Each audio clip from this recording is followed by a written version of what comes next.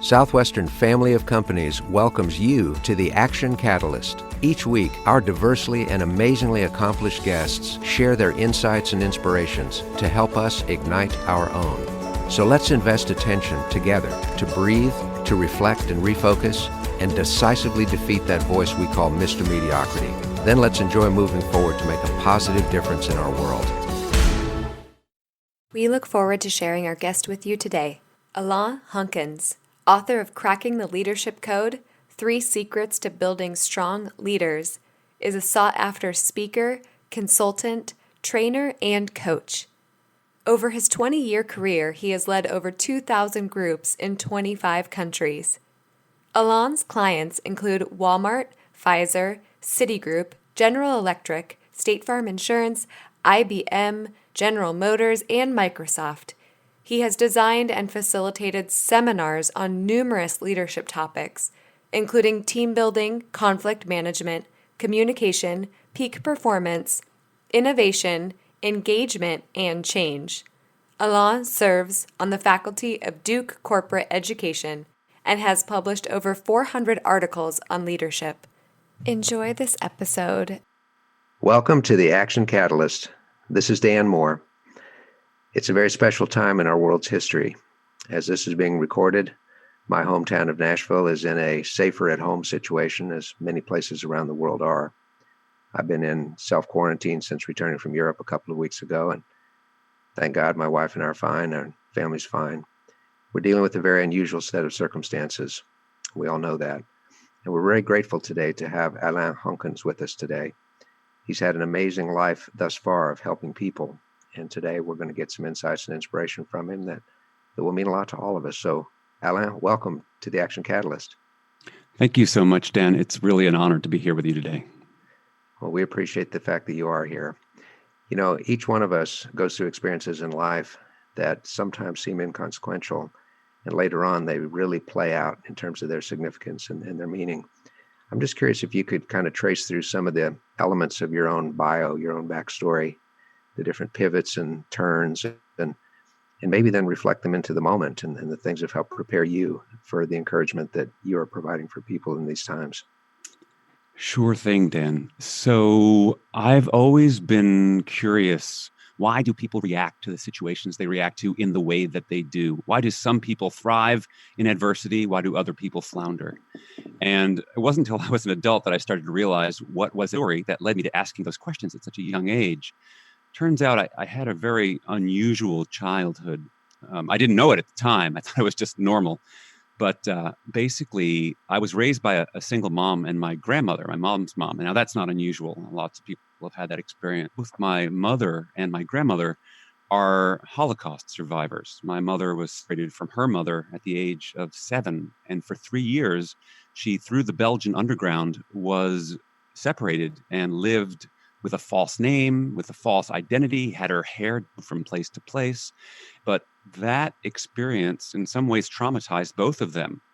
And they became my primary parents. And so what I noticed growing up is I had a very different experience, or we can call culture, at home than I did at school or with friends. And I didn't quite understand how that worked. And I guess I've spent a lot of trying to make sense of that experience. So that caused me to want to study psychology.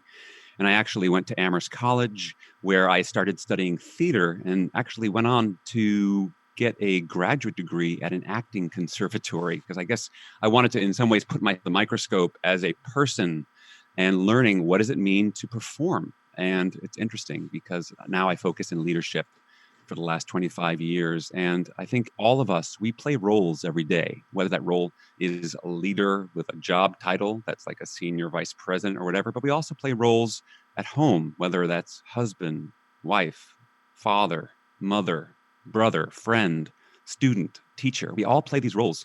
And my mission has been around learning what are the insights around people so that we can play those roles to the best of our ability. That I'm trying to help people to create a more inspired and vibrant world by kindling the fire of brilliance that I think is inside all of us. What a twisty path to go from psychology and theater and then into the mode that you're in. But at the end of the day, it is about people. It's about their hearts, their motivations, how they operate. and those do come together in this way. Absolutely. Yeah. It's interesting. I do a lot of work in the business world, also in the nonprofit world as well. But, at the end of the day, it doesn't really matter what industry or organization you're a part of. We're all in the people business. And I think that this pandemic that we're living through right now just brings that to life in such an extraordinary way. Just the importance of humanity, and also how can we problem solve and get through this together. Well, and speaking of innovation, I believe you and I are separated by at least 7 time zones and ocean in between us right now. And yet it feels like we are right next door to one another. Yeah, thank you. Alain, what are some insights in times in your own career when you've hit an unexpected brick wall? It's just inevitable when anyone strives and achieves that they're going to hit these things they can't see around, under, or through. Really floors them. Can you share, without going into detail if you don't want to, and that might have happened for you, and what you've learned regarding coping mechanisms? Sure, for sure. So one of the things in terms of coping and is realizing that, I was a good student when I was a kid. I wanted to please my parents, wanted to do a good job, and I got really good at giving people the answers of what they wanted to hear. And what that got me pretty far. But what I was missing in all that was recognizing that once you get out of that linear, sequential educational path of testing and grades, is that most of the world functions on the backs of human relationships. And so one thing that I've been really struck with these last couple of weeks through this pandemic is what I consider the first key of 3. In the book that I've written is called Cracking the Leadership Code, and the subtitle is The 3 Secrets of Building Strong Leaders. And those secrets, which in some ways aren't that secret, but they're the foundations, the pillars of leadership to me, are connection, communication, and collaboration. And the thing that really strikes me, particularly now going through this COVID-19 pandemic, is the importance of connection, is the need for us to connect. And in fact, one thing I've been doing I've just been opening it up to communities of whether clients, colleagues, family members, friends, is I've been hosting open Zoom calls. So whether that's reaching out to an old friend or a family member who's somewhere else, and whether it's through text or WhatsApp, or it doesn't really matter the technology, but just checking in with some basic questions, which is first, how are you feeling right now? And then what's distracting you or what's on your mind? And the third one is, how can I support you? And it's amazing. I've been running these calls for about 2 weeks now with a similar, very simple structure. And there's so much power in us being able to share our honest experiences, and how by just hearing someone else going through, it normalizes our own experience. Because I think all of us in the middle of all this chaos are asking 2 questions. What does this mean? What should I do? This yearning to kind of resolve this. And right now, so many of us are stuck inside for days, weeks, we don't know, months perhaps, maybe even longer. And in the meantime, we need to learn to be as supportive and resilient with each other and ourselves as possible. So reaching out and going potentially beyond your usual, hey, how's it going? I'm fine. How are you? Going what I call to like a level 2 or level 3 depth of honesty. There's a real opportunity for us to be more connected and more honest. Use the lessons that this crisis is offering so that we can have a deeper richness in our relationships. As you were speaking, I began to think we could turn those exact same questions inward. We could ask ourselves, hey, how am I doing? Hey, what's on my mind? But I applaud you for this open connection. I love that. Yeah, it's so important right now. So, Alain, one thing that I was curious about when you're dealing with people that are sharing their thoughts in this connectedness with you, what's the importance of just listening without prescribing? What are your thoughts on that? Because it's so easy to want to solve people's pain. Yeah, it's so important. So I talk about, at the core of connection, before we do anything else, is empathy. And my simplest definition of empathy is showing people that you understand them and care how they feel. Now, I know that sounds really basic and simple, but in the research I've done, turns out a lot of us, particularly in organizations, but all over, have a hard time with that. And I think that there's a few traps that get in the way, because one is the fact that to really listen to someone fully and care how they feel and understand their perspective, we have to be patient. And a lot of us are and it's part of it has to do with our educational system, right? We're taught to look for answers and problem solve and think that there's a right way and there's a wrong way. And if we get stuck in that binary, black and white, right and wrong, good and bad thinking, we're not really listening to people fully. And the fact is, oftentimes people can actually solve their own problems, but giving them a chance and a space to be heard and felt, that's the basis of resilience. Because without that, then we're sort of in this fear mode. And we could go through the neuroscience of it all too. But the fact is, when we're not feeling safe and listened to, we have a real hard time accessing our own psychological and cognitive resources to help us create our solutions. So I think what you're saying, Dan, about the importance of giving people some time and space. I like to say that when you listen, you should be listening with purpose. And the purpose, oftentimes in cases like now, is how can I make you feel supported and understood? And you know what? Things are going to need to move a little bit slower right now. I know a lot of people feel like, okay, I'm at work, but now I'm working from home. I need to kind of keep things going, right? And they want to just keep things going business as usual. This is not a business as usual time.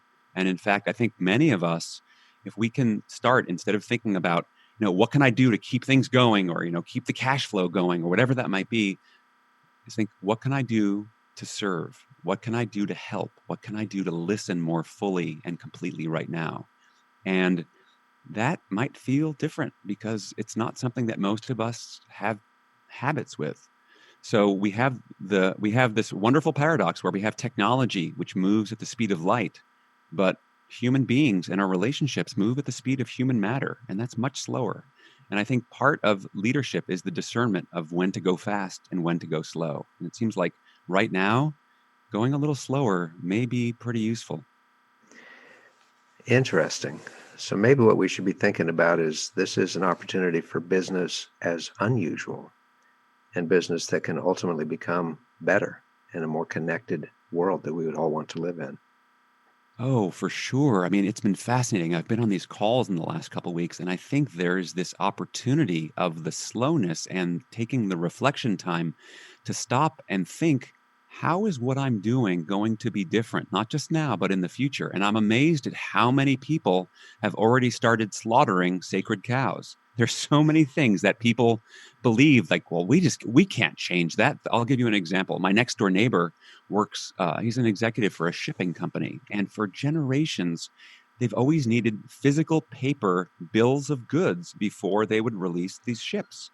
Well, the amazing thing is, guess what? Within a day, that all went electronic and online because it had to. So all of our organizations and all of our industries have stupid rules that have been stupid for generations, maybe. And this is a chance for us to step back and go, how is that working for us? And maybe it's time to kill or slaughter some of those sacred cows. And people are starting to do it. You know what they say, it's the old proverb, necessity is the mother of invention. Well, we've got a heck of a lot of invention going on right now because of all the necessity that's in our midst. We do, and it's also an opportunity, I think, for today's younger people to really shine, really emerge. We converted one of our company live events to a webinar with about 24 hours notice to pull it off, and I was dazzled by the end of it by all the presentations. And a couple of the young people in their 20s said, "Well, it's not that big a deal to us. We're kind of into this. Grow up, boomer." It was fun to see. Now, Yeah. your book is on really cracking the leadership code, and I think that it's a brilliant title. I would imagine that some people think that leadership is one of the classes that Dumbledore teaches at Hogwarts, and that some people just have it and other people don't. There's this phrase called the natural born leader. Tell us a bit more what you think leaders can and should do during times like this. For sure. And I want to preface the answer to this by saying, when you say what leaders should do, is from my perspective, being a leader has nothing to do with your title, your job, any of that stuff. It's a state of mind. It's a state of being. And the fact is, all of us have an opportunity to lead every single day. If you're ever in a position where you're needing to work with somebody else to create some kind of shared outcome, that takes leadership. And so when it comes to leading, some things that we can start with are recognizing that, first of all, no, there's no such thing as a natural born leader. Yes, all leaders are born, because I don't think they've been hatched. But the fact is, leadership is a skill. It's a series of skills that we can learn to practice. And so what I write about is, let's break these down to, let's call them the large fundamentals: connection, communication, and collaboration. And within each of those, there are, for example, connection skills that you can work on to develop to becoming a better connector, which will in turn make you a better leader. So I shared a couple of them around empathy already. I'll give you another quick example. So something you can do if you want to be a better connector is to build your credibility. Credibility is the way other people trust you based on your track record. So here's a really simple thing. I'm going to say it. You're going to think, oh my gosh, this is so simple, but it's so true. Probably the most important thing you can do if you want to grow your leadership credibility: show up on time. You can think about that, right? Fact is, nothing is more visible or invisible than our physical presence. So if you say you're going to be here at 8 o'clock and you're there, you send a very clear message. And if 8 o'clock rolls around and you're not, you're sending a very clear message with your absence. So it's little things like that that end up becoming the big things. And this is where we start to cultivate habits. And the more that we can strengthen these habits of connection, of communication, of collaboration, the more impactful we're going to be. And that's what leadership is about. It's about increasing our influence and impact on those around us and the world around us. I love that. And the word credibility actually means believable. Credo, belief, somebody that's credible. It's because we believe them, and we want very much to believe in our leaders. I think that's fantastic.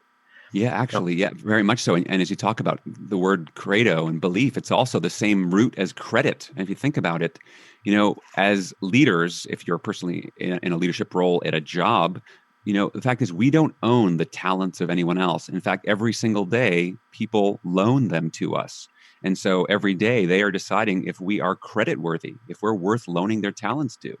And so I think this idea of, ultimately, it doesn't matter if people are getting paid or not. Everyone is a volunteer when it comes to their engagement, their effort, and their enthusiasm. And so recognizing that we have to all be working with volunteers. Well, that's so important. It's like the old joke about somebody was once asked, well, how many people work here? And they said, about half. Because without that engagement, and engagement is a gift, and we have to be credit worthy. I love that description, Alain. That's fantastic. Thanks, Dan.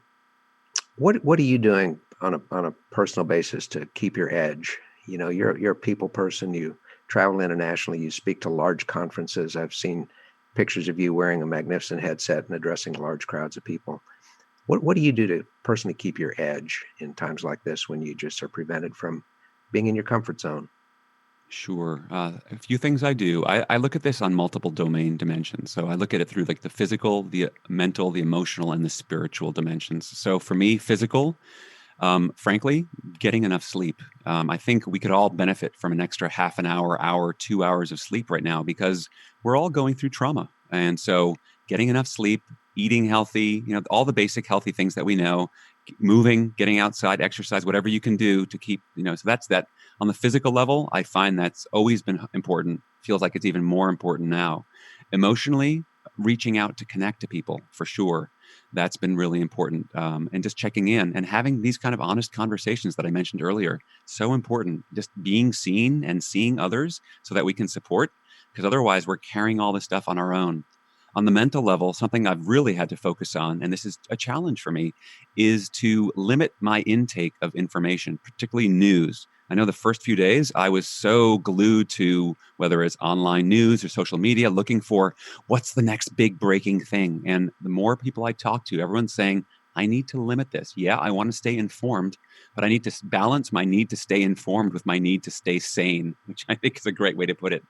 And so I think for us on the mental level, be conscious about where you're choosing to focus. And are there things that you're focusing on that ultimately are leading you down a negative rut? What are things that uplift you? What were the things that uplifted you before this coronavirus epidemic? Go to those places, whatever those might be. And then for me, then the spiritual, and when I say spiritual, I'm not necessarily speaking on a religious level. I know it is for some people, but for me, spiritual is about the connection to a purpose greater than yourself. And so I'm really clear. My life's purpose is around helping to kindle the fire of brilliance in people. And as soon as this started to break, it was, what do I need to do? I need to help people connect, because that's what I know how to do. I've been leading groups for 20 years, but the fact is, you don't need to be leading groups for 20 years to do this. If whatever it is for you, what's your purpose, and how can you find a way to be of service in that purpose right now? Instead of thinking of, what do I need to do to get through this? It's more of, how can I help? And again, all the science and psychology on happiness says we are most happy when we're actually helping others to be happy. And right now, there's a lot of people who are scared, sad, lonely, uncertain, and whatever we can each do in our own communities to be a balm for those people is incredibly useful. So I think there's multiple things we can do on the physical, emotional, mental, and spiritual levels. So what I hear you saying, Alain, is that whenever we start to feel sorry for ourselves, we need to back the lens up a little bit and realize, first of all, we're not alone. Second, our situation is not as bad as so many other people. And third, the best way I can pull out of this is to help somebody else pull out of this. Absolutely. And I love the fact that you talk about backing up the lens, because let's face it, on the first response, we're going to absorb and internalize this personally. I mean, my first thing was, oh gosh, all of my work has been canceled, because most of 99% of my work is in person and face to face. And so I took it personally. And then, I can throw myself a pity party, but where's that going to get? Like you said, so reframing and starting to step back. You know what? Everyone's vacation plans have been canceled. Everyone's high school graduate, realizing that we're all going through this collective disappointment. And so if I can step back and reframe what's going on, and realizing so many people are dealing with this at a much more difficult level than I am. And so how can I think about helping others instead of being focused on my own gloom, doom, and misery? Great point there, Dan. Mm-hmm.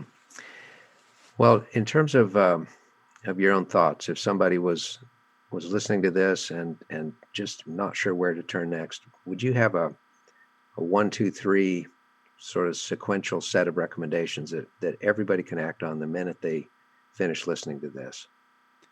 Sure. And when you say act on this in terms of just kind of helping us through this crisis right now? Helping us through it, helping themselves, first of all, because unless we find our own equilibrium, we don't have a right to stick our hand out to somebody else that's falling.